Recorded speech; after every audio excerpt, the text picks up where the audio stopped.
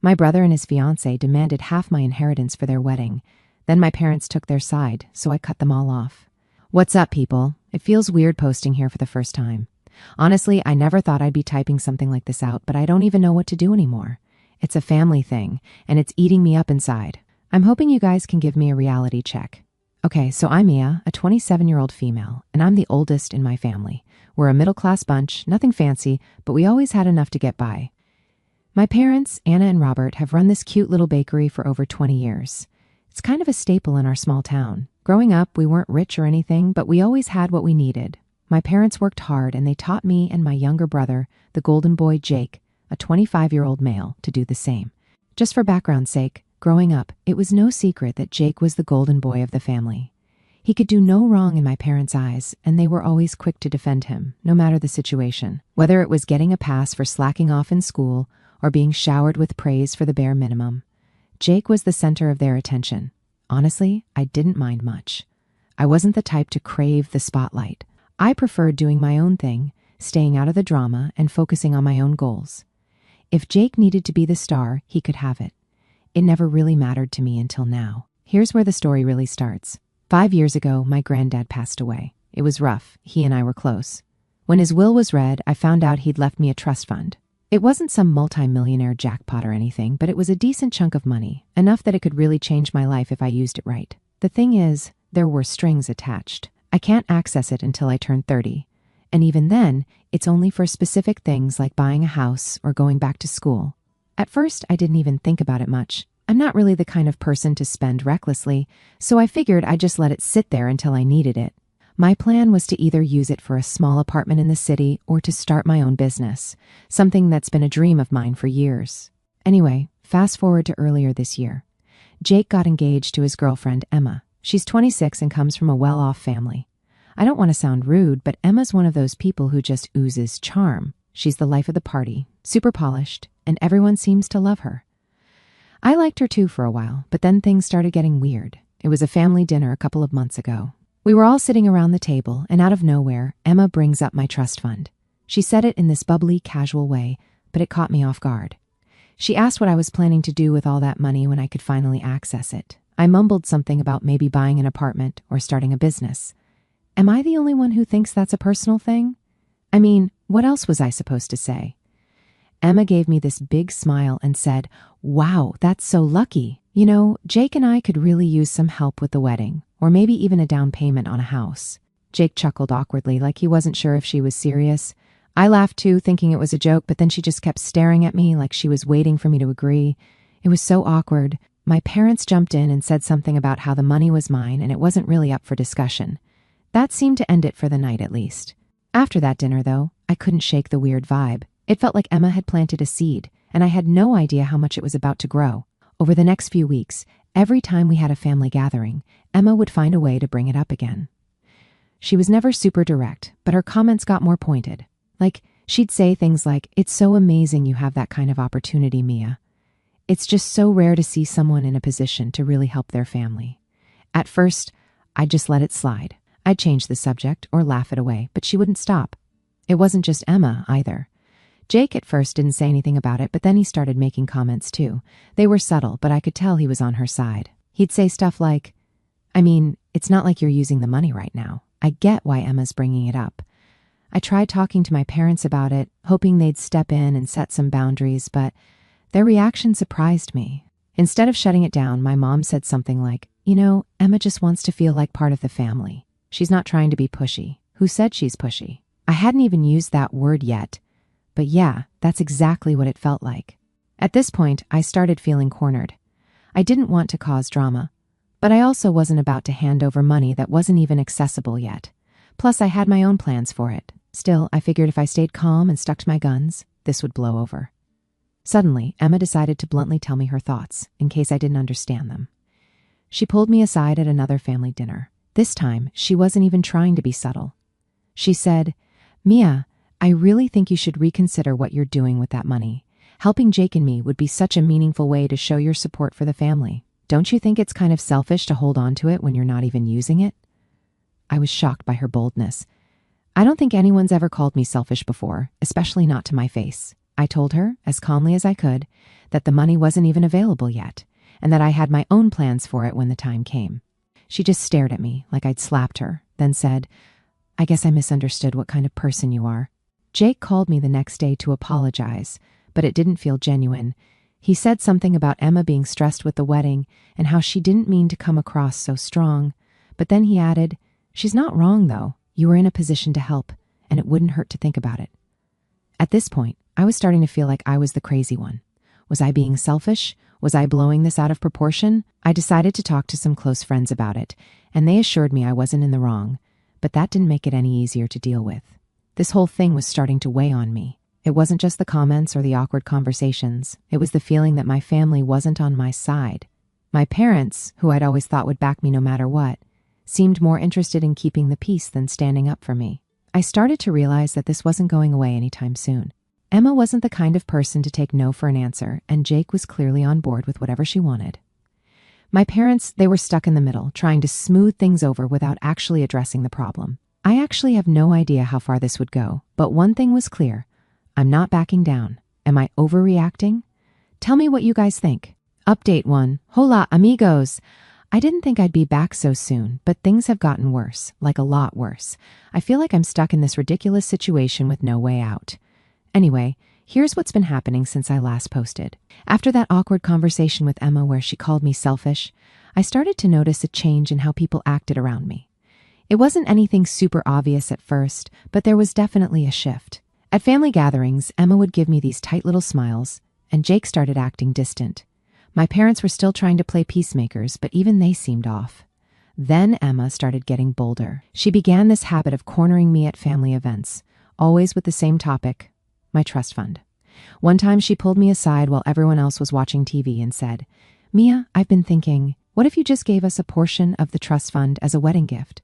It wouldn't have to be the whole thing, just enough to help us with the down payment for a house." I guess that trust fund was keeping her awake at night. I couldn't believe what I was hearing. A wedding gift? Who asks for something like that? I told her no again and explained, as politely as I could, that the trust fund wasn't even accessible yet, and even if it were, I had my own plans for it. She gave me this look, like I just told her I hated puppies. "You know," she said, "I thought you cared about your family.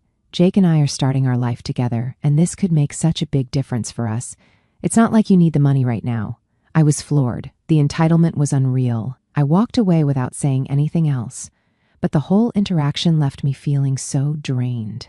But it didn't stop there. Over the next few weeks, Emma started getting more creative. She began framing the whole thing as a way to bring the family closer together. At one point, she even suggested that my giving them the money would be an investment in the family's future. I couldn't help but laugh at how ridiculous that sounded. An investment? I was supposed to bankroll their life and expect what? Dividends? What made it worse was how Jake was slowly being pulled into her way of thinking. He wasn't outright demanding the money, not yet anyway, but he started saying stuff like, "Mia, you're in such a good position. You could really make a difference here." It felt like he was testing the waters, seeing how much he could push before I lost it. I tried bringing it up with my parents again, hoping they'd step in, but when I told them what Emma had been saying, their response shocked me. "Well," my mom said, "Emma just wants to feel like part of the family, and you know Jake has always had it a little harder than you financially." I couldn't believe what I was hearing. Harder than me? We grew up in the same house with the same parents and went to the same schools. The only difference was that I'd worked hard to save money and plan for my future, while Jake didn't. My dad chimed in with, "I'm not saying you should do it, Mia, but maybe just think about it. Sometimes keeping the peace is more important than being right." Keeping the peace? Is that seriously their priority here? I started to realize that this wasn't just about Emma anymore. My parents were enabling her behavior, whether they realized it or not. The final blow came a few weeks later when Emma and Jake invited me out for lunch. I figured it was just a casual sibling catch-up, but as soon as I sat down, I knew I'd walked into a trap. After some small talk about their wedding plans, Emma leaned in and said, "Mia, we've been thinking, what if you gave us half of the trust fund? That way, you'd still have plenty left for your own plans, and we could start our life together without all this stress." Half? She actually said half. I told her, as calmly as I could, that the trust fund wasn't even mine to access yet, and that, even if it were, I had no intention of giving away any of it. That's when Emma's tone shifted. She started talking about how I was hoarding money that could be used to help the whole family, and how it wasn't fair for me to keep it all to myself. Jake jumped in, saying, "I see your point, Mia, but Emma's not wrong. This could really change things for us. You're in such a good position to help." It felt like they were ganging up on me, and I left the lunch feeling completely drained. A few days later, my parents called me over for what they called a family meeting. I walked in to find Jake and Emma already there, looking smug. My parents started talking about how they just wanted to resolve the tension and keep the family together. Then my dad said, "Mia, maybe it's time to consider giving them a portion of the trust. It doesn't have to be half, but something to show your support." I couldn't believe what I was hearing. My own parents were pressuring me to give up my inheritance just to keep Emma happy. I told them no, firmly this time, and walked out. Since then, things have only gotten worse. Emma's been talking to extended family, telling them her version of the story. Now I'm getting calls and texts from aunts, uncles, and even cousins I haven't spoken to in years, all telling me I'm being selfish and that I should do the right thing. I feel like I'm losing my mind here. Is this really happening? How did my entire family get sucked into this? I don't know what to do anymore. I've tried setting boundaries, but no one seems to respect them. I'm starting to think I need to take some kind of legal action, but the idea of going that far against my own family makes me feel sick. Anyway, that's where I'm at right now. I just needed to get this off my chest. Thanks for reading, and if anyone has advice, I'm all ears. Update 2, hey Reddit, back again. I'm not sure how many updates this will take, but I'm barely holding it together. What's worse is I've realized this isn't just Emma anymore. My entire family seems to be falling apart over this trust fund drama. So, after that disastrous lunch with Jake and Emma, where they asked for half of the trust fund, I thought maybe things would calm down. I'd made it as clear as possible that the money wasn't even accessible yet, and that I wasn't giving them any of it. I was frustrated, but I figured I could just wait for the dust to settle. Then my parents called. My dad asked if I could come over because they wanted to have a chat. He said it in that calm, almost too friendly tone that instantly set off my internal alarm. I asked if this was about Jake and Emma, and my mom said, "Not exactly, but it's important." Against my better judgment, I agreed. When I walked into their house, the first thing I saw was Jake and Emma sitting on the couch. They looked like they were ready for a business meeting, both sitting up straight with fake smiles plastered on their faces. My mom gestured for me to sit, and I realized this wasn't just a casual talk, this was some sort of intervention. It started off light. My dad asked how I was doing, how work was going, all the usual small talk. But it didn't take long for the real reason I was there to come out. My mom started by saying, "Mia, we've all been feeling a lot of tension lately, and we just want to find a way to resolve it." I knew where this was going. I looked over at Jake and Emma gave me one of her signature, tight-lipped smiles. My dad chimed in, "We think it would be best if we could come to some sort of compromise." "Compromise?" I asked, already annoyed. "What exactly are you suggesting?" Jake leaned forward, looking as uncomfortable as I've ever seen him. "Mia, we know you've got your own plans for the trust fund, and we respect that. But Emma and I are in a really tough spot right now. We're trying to plan our wedding and figure out our future, and honestly, even a little bit of help from you would make such a big difference." Emma nodded along, jumping in before I could respond. "Exactly. It doesn't have to be half, just something to show that you support us. It's not just about the money, it's about family." That word, family, was starting to feel like a weapon they were using against me. I took a deep breath and tried to keep my voice steady. "I've said this a million times, and I'll say it again. The trust fund isn't even available yet, and even if it were, I have my own plans for it. I'm not giving it away." My dad shifted in his seat, clearly uncomfortable. "Mia, we're not saying you have to give them half or anything drastic, but maybe consider helping them out with a small portion. It could go a long way in easing the tension in the family." I stared at him, shocked.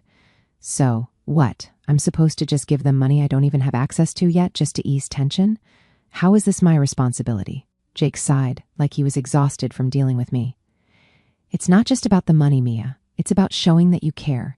You're in such a good position right now, and this could really help us start our life together." I looked over at Emma, who was sitting there with this smug expression, like she'd already won. "This isn't fair," I said, trying to keep my voice calm. "I've worked hard to plan for my future, and this money is part of that. Why should I have to give it up just because you two decided to get married?" Emma's smile faded. "It's not about fairness, Mia. It's about family. Jake and I are trying to build something here, and you have the means to help us. It wouldn't even hurt you to give just a little." My mom jumped in, her voice soft but no less frustrating. Mia, I think what Emma is trying to say is that this could be a way to bring the family closer together. Sometimes it's better to compromise than to hold on so tightly to something. I couldn't believe what I was hearing.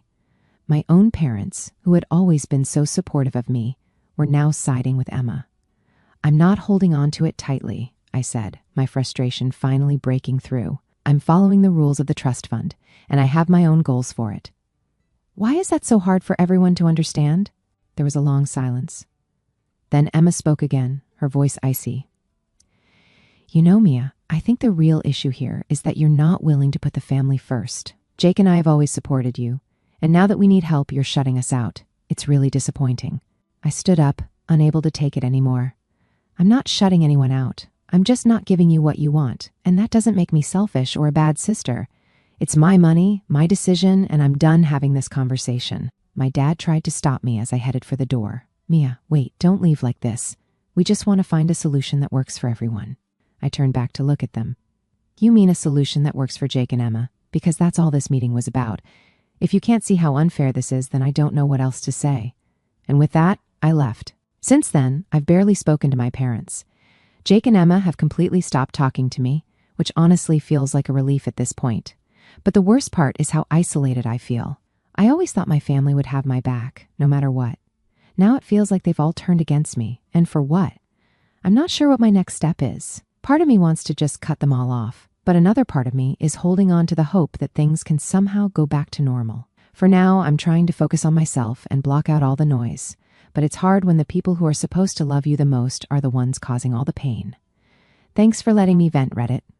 I don't know what I'd do without you guys. Update 3. Hey, Reddit. I'm back with an update, and honestly, things have gone from bad to worse. After weeks of being cornered, guilt-tripped, and painted as the villain, I finally decided to take a stand. It's not what I wanted, but I'm realizing that I can't just keep hoping this will blow over. So, after that last family meeting, I spent a few days trying to process everything. The phone calls, the texts, and the side eyes from family members were non-stop. It felt like every day someone new was chiming in, telling me I was selfish or that I needed to think about what's really important. No one seemed to care that this trust fund wasn't even accessible yet or that it had clear restrictions. All they saw was a pot of money, and they wanted me to hand it over. The breaking point came when I got a call from my cousin Laura. She's one of the few family members who's been supportive through all this. She told me that Emma had been going around at family gatherings, spreading rumors about me. Apparently, Emma was saying things like, Mia doesn't care about family, and it's so sad to see someone prioritize money over their own brother. Hearing this made my blood boil. I knew Emma was manipulative, but going behind my back and trying to turn the entire family against me? That was a new low. To make matters worse, Laura also told me that Emma had been asking other relatives for details about my financial situation. She'd been poking around, trying to find out how much money I actually had and whether there was any way she could access it. That was it for me. I decided it was time to consult a lawyer. I needed to know exactly what my rights were and how to protect myself. So, I booked an appointment with a local attorney who specializes in estate law. When I explained the situation to her, she was shocked. She told me that what Emma was doing, pressuring me, spreading rumors, and digging into my finances, could be considered harassment. She assured me that the trust fund was ironclad and that no one but me would have access to it when the time came. Hearing that was a relief, but it didn't solve the immediate problem. My lawyer advised me to start documenting everything: texts, emails, conversations, anything that could show a pattern of harassment or manipulation. She also suggested that I issue a cease and desist letter if things didn't calm down soon. I spent the next few days going through my phone and saving every message I could find: the texts from Emma, the guilt-tripping calls from Jake, even the passive-aggressive comments from my mom. All of it went into a folder. It felt weird, like I was building a case against my own family, but at this point, I didn't know what else to do. Meanwhile, Emma wasn't slowing down. She started posting vague updates on social media about selfish relatives and family drama. She didn't mention me by name, but it was obvious who she was talking about. Some of the comments were downright nasty, and I started getting messages from people I hadn't talked to in years, asking what was going on. It wasn't just online either. Emma started bringing her campaign into the real world. One of my CO workers pulled me aside at work one day and said, "Hey, just so you know, someone's been asking questions about you." They called HR, pretending to be a family member, and wanted to know your salary and financial situation. I was horrified. I had no proof it was Emma, but who else could it be? The timing and context were just too coincidental. That night, I called my lawyer again. I told her everything about the social media posts, the phone calls, and the attempt to snoop into my finances. She told me it was time to send a cease and desist letter. The letter was firm but professional. It outlined all the ways Emma's behavior was inappropriate and warned her to stop immediately. It also made it clear that any further harassment could result in legal action. I felt a little sick sending it, to be honest.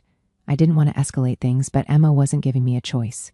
Within days, Jake called me, furious. He said, "What the hell, Mia? You sent a legal letter to my fiancé? Do you know how embarrassing this is for us?" I tried to stay calm. "Jake, I had no choice.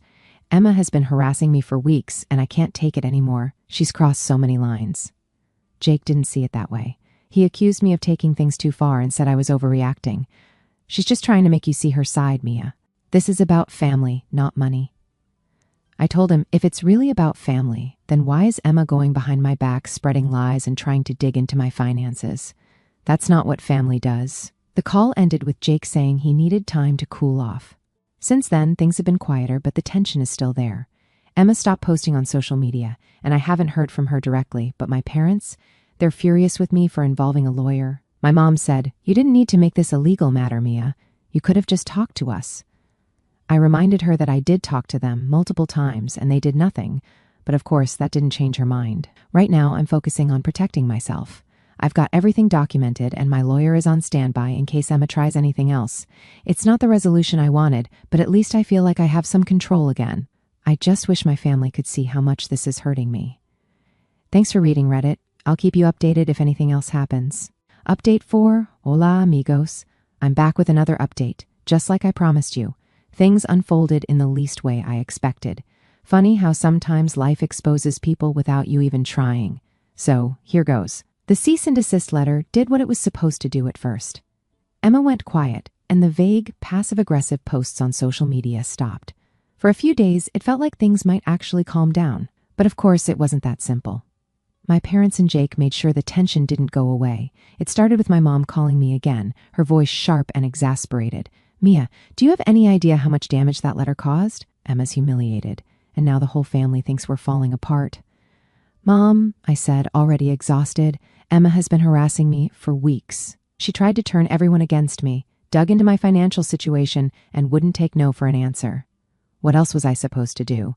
Her response, "You could have handled it better. Sending legal letters to family? That's not how we solve problems." I hung up, realizing for the 100th time that my parents weren't going to see my side, no matter what Emma did. They seemed determined to blame me for escalating things. A few days later, everything blew up in a way none of us could have expected. Jake accidentally sent a group text meant only for Emma to a family chat that included me, our parents, and a couple of cousins. The messages? They exposed everything. In the first text, he wrote to Emma, "I found the messages you sent to your friends about Mia and the trust fund. Are you serious? You've been bragging about securing the bag this whole time?" Then came the screenshots he attached. Messages Emma had sent to someone else, gloating about how she was banking on my parents to wear me down. One of the messages read, "Don't worry. Robert and Anna will push Mia into giving me the money. She's too soft to hold out forever." Another screenshot showed Emma mocking me, saying, "Mia's so focused on her little business dreams that she doesn't even realize how selfish she's being. This money should have been split between the family from the start." Jake's follow-up text to Emma hit even harder. "I can't believe you've been manipulating everyone, including me, just to get your hands on money that isn't yours. This stops now." When those messages and screenshots appeared in the family chat, the silence was deafening. Seconds later, Jake realized his mistake and sent, "Oh no, this wasn't supposed to go here. I'm so sorry." But it was too late. The group chat exploded. My mom was the first to respond, writing, "Emma, what is this? Is this true?" My dad quickly followed with, "Emma, you told us you were trying to work things out peacefully. Were you lying to us this whole time?" Emma scrambled to defend herself, replying, "These are being taken completely out of context. I was venting to friends about how stressful everything has been with the wedding. You've all misunderstood, but no one seemed to buy it, not this time." Jake didn't say anything else in the chat, but the damage was done. Later that evening, Jake called me, his voice shaky. "Mia, I'm so sorry. I was going to confront Emma privately, but I accidentally sent those messages to everyone. I didn't mean for you to find out like this." "Jake," I said, my frustration bubbling just below the surface, "why didn't you say something sooner? You've been defending her for months while she's been doing this behind everyone's back." I didn't know how bad it was until recently, he admitted. I found those messages on her phone by accident, and I couldn't believe it. I was trying to figure out how to confront her without blowing everything up. Clearly, I failed at that. His voice cracked as he continued. I let her manipulate me, Mia. I thought she was just pushing for what was best for us, but now I see how far she's taken it. I'm so sorry for everything. I sighed, feeling a mix of anger and pity. Jake, I've been trying to tell you this for months. Emma didn't care about the family. She cared about getting what she wanted. I appreciate the apology, but fixing this is going to take more than words. He agreed and just disappeared. The fallout from those texts was immediate. Laura, my cousin and biggest supporter, told me later that the family group chat had been buzzing with reactions for hours after I left it. Many of the relatives who had been criticizing me started to change their tune, finally seeing Emma's true colors. But Emma wasn't done. In the days that followed, she tried to save face by calling family members individually and spinning new stories. She claimed the texts were jokes or that I'd blown everything out of proportion. She said she'd only been acting out because of wedding stress. By then, though, most of the family wasn't buying it. The screenshots were too damning, and her excuses didn't hold water. Jake, meanwhile, stayed quiet for a while. When he finally called me again, his tone was different, more resigned. I've ended things with Emma, he said. I couldn't stay with someone who would treat my family like that. I can't believe I let it get this far. I could hear the regret in his voice, but it didn't erase the months of hurt I'd endured. Jake, I'm glad you're seeing things clearly now, I said, but you need to figure out why you let her manipulate you and why you defended her even when the signs were there. And that is it for now. Thank you guys for all your comments. I really appreciate it. I honestly don't think Jake will continue with his relationship, but I'm not sure yet. If anything pops up in my messed up life, I'll post a final update. Final update. Hola, amigos. Here's the final update on everything that's happened. I never thought things would go this far, but I'm finally in a place where I can put this whole mess behind me. As for Emma, she didn't go quietly. Laura told me she'd overheard Emma complaining at a previous family event, saying, "This whole thing is Mia's fault. If she'd just done the right thing, none of this would have happened." I heard through the grapevine that Emma and her wedding plans were falling apart. The high-end venue she'd booked canceled, the dream dress returned. She couldn't afford any of it because she'd been counting on me to fund her vision. And now that her plan had backfired, everything was unraveling. Eventually, Emma disappeared from social media entirely. She stopped showing up at family events and went quiet. It was a relief to have her out of my life, but it didn't erase the damage she'd done. My parents, shaken by everything, started reaching out to me more often. My dad admitted they'd mishandled the situation, and my mom, Emma's biggest defender through it all, finally apologized. "I'm sorry, Mia," she said. "I should have believed you sooner. It wasn't perfect, and it didn't fix everything overnight, but it was a start. Recently, I decided to reclaim my life. I cut off all contact with Emma and set firm boundaries with Jake and my parents. Jake, now separated from Emma, apologized sincerely and began therapy to work through his own issues. My parents also expressed regret, finally admitting they'd let the situation get out of hand. Rebuilding trust will take time, but we're moving in the right direction." This whole ordeal taught me the importance of setting boundaries, standing up for myself, and prioritizing my own happiness. For the first time in a long time, I feel at peace. My relationships are healing, my life is moving forward, and I'm ready to leave all of this behind. Thank you for sticking with me through this journey, Reddit. It's been a wild ride, but I'm finally free to focus on the future I've built for myself. Adios.